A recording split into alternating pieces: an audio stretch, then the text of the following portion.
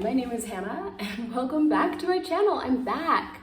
I had kind of a crazy month this last month. I visited some family and then got some horrible flu and I've been in bed for a couple weeks.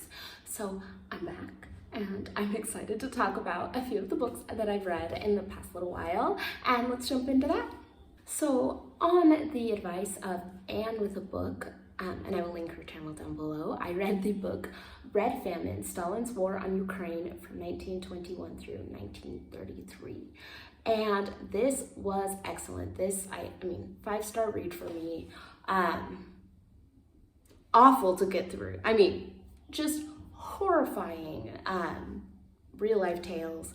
It's following the time where nearly 4 million Ukrainians died of starvation because they were deliberately deprived of food. And I mean, the stories of people starving almost feel monotonous at a certain point because it just keeps going, but it's horrific.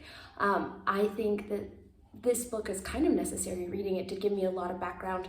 I didn't know a lot on the background of Ukraine as a nation. This really was helpful in understanding what's going on now. So I thought this book was excellent and had a lot of great information. So if you want some good background on Ukraine, this is a great one. And if anyone has any recommendations on more books that would give a good background on some of the politics of Ukraine, I would be very interested.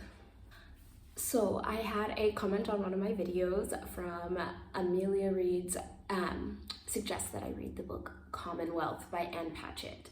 And I had read These Precious Days, which is a collection of essays by Ann Patchett, and this was my first novel by her.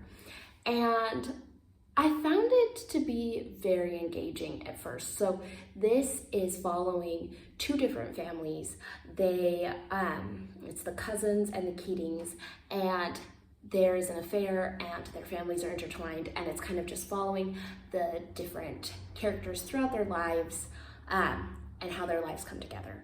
And I thought, as a character study, it was really good. I kind of understood all the different characters and their motivations. I saw where they were coming from. I remember in one of Ann Patchett's essays, she talked about how she doesn't really map out the plot, but she just gets to know the characters and writes about them. And I really could see that in this book, which normally I think that works really well because you have to have a character you connect with to really get you excited about a book. But for this, I do wish she maybe focused a little more on plot, because by the end, I wasn't sure what the point of the book was, where I was kind of getting it, all the characters coming together, but it just never had any sort of real conclusion that I could latch onto. And so I left feeling a little bit disappointed, but I did find it very engaging. And if you just kind of want a character study of these siblings and step-siblings and kind of told jumping throughout time and their lives as they grow up, great. But I just don't feel like it ever reached a point where it was more than that.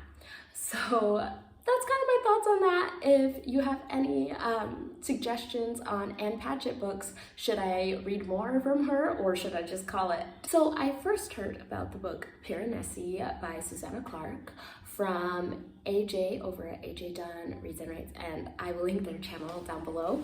I was really excited about this book because this author wrote one of my favorite books, which is Jonathan Strange and Mr. Norrell. It has been quite a few years since I've read it, but I just remember adoring that book. So this was really exciting for me. So the premise of this is that there is this man called Piranesi, and he lives in this huge maze almost.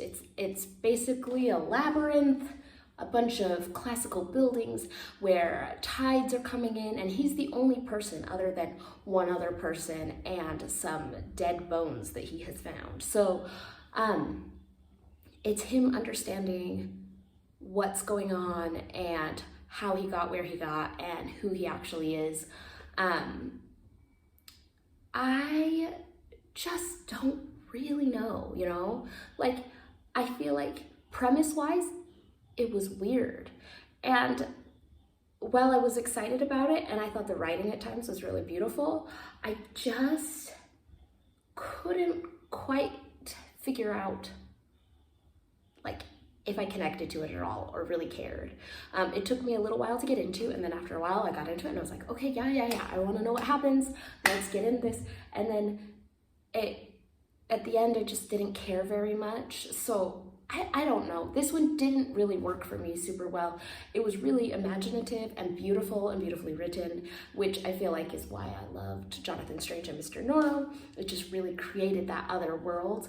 It's just more of, maybe I just didn't find that other world all that compelling in this one. It wasn't something that I was like, I want to step into it, even though it was written very, detailed and beautifully, and like you could jump into it. It doesn't sound like a world that I want to jump into.